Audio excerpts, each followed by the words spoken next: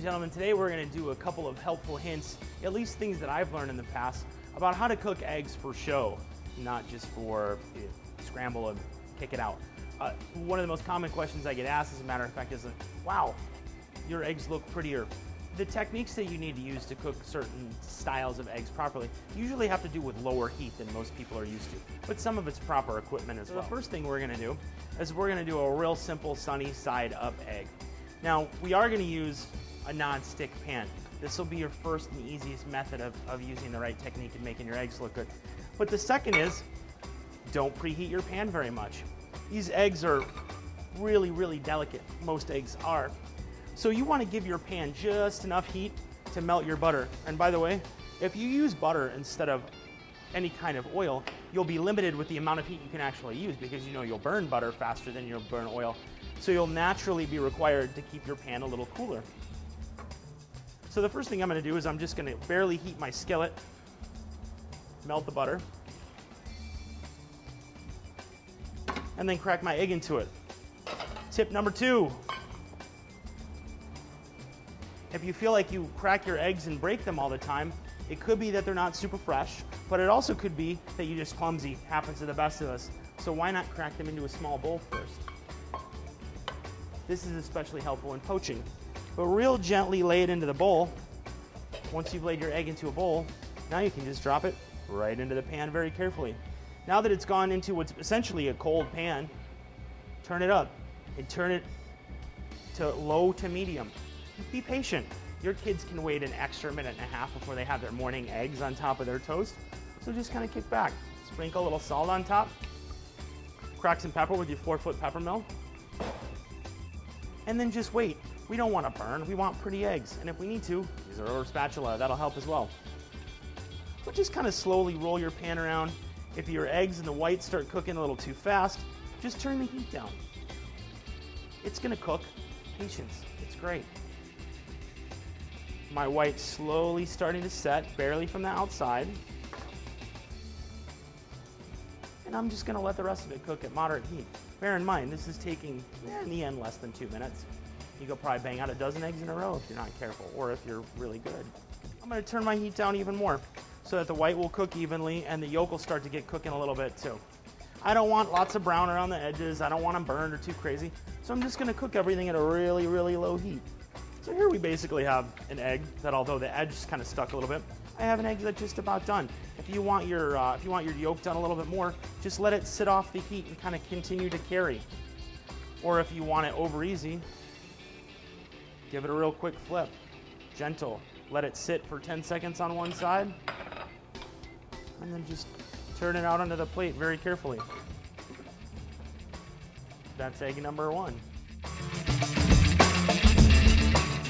So what we're going to do with a scramble is we're going to start the same way. We're going to barely heat our pan a little bit, just enough to melt our butter.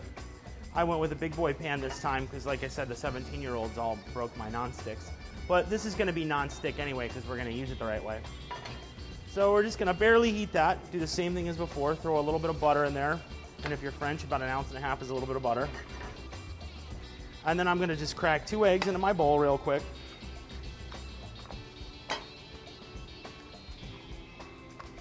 Sprinkle a little salt, a little pepper, and then I'm just going to take a fork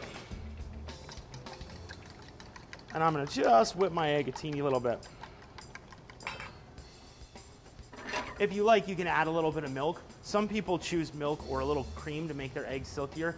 I prefer to use extra virgin olive oil because it's a touch healthier and adds a great, fragrant, peppery kind of olivey characteristic to it.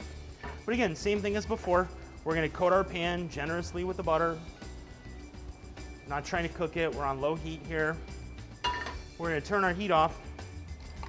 Barely whisk our eggs. We don't want to overbeat eggs because once you do, they become a little flat. I'm going to pour it into the pan. And I'm going to turn this on low to medium heat. So once again, using our rubber spatula,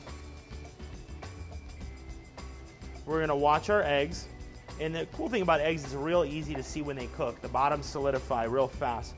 So what we're going to do is we're going to start with our cooked edges and just push the runny mixture toward the center. Again, we're not going to overdo it.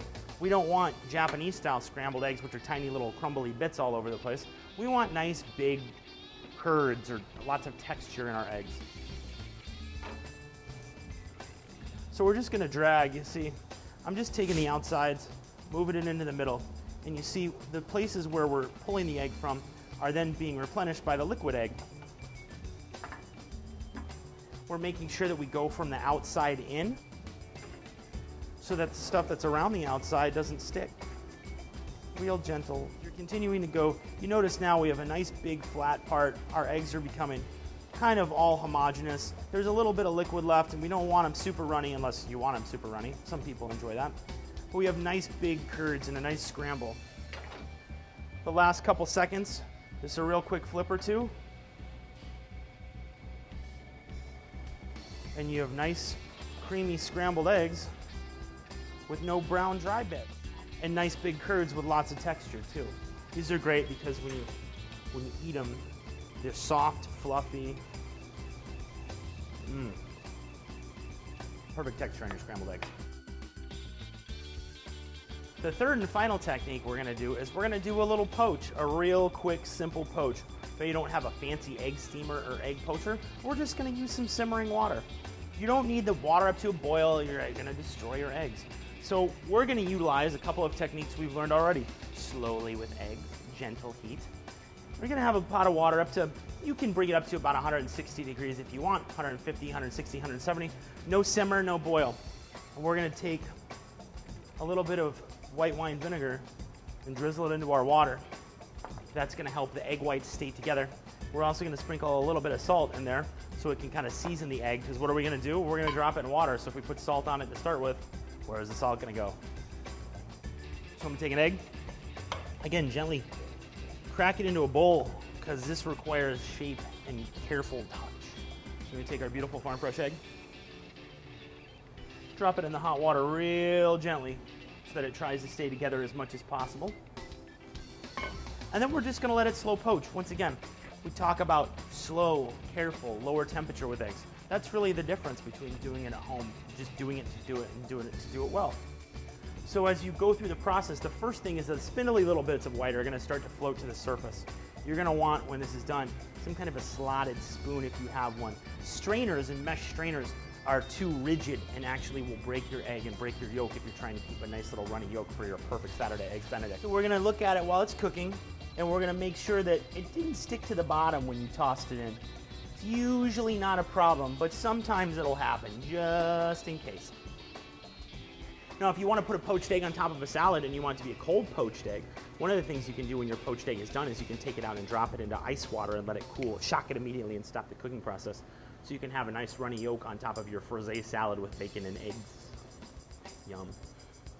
So this is going to take anywhere from 2 to 3 minutes, maybe a hair more depending upon the temperature of your water. But my water is in pretty good shape. It appears to be in the 160-ish department. And my white is staying pretty good about staying together. So that's how it looks when it's in the water. Notice it's not up to a simmer. We're just starting to get a few bubbles around the edges. So we're gonna take a quick look,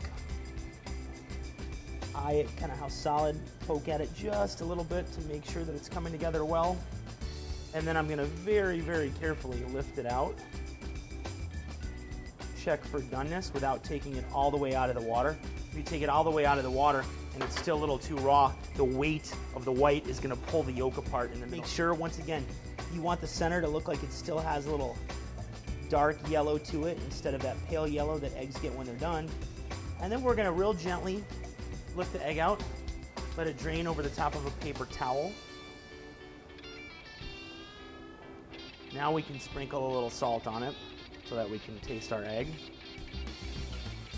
And then just real gently roll it off onto our English muffin. Well, today it's a fake English muffin so that we can make our Eggs Benedict. And you'll know that once you cover it with your sauce, you have a perfectly runny yolk in the middle. And there's your technique for quick ways to cook eggs and ways to make them simple and pretty at the same time. Thanks, have a good day.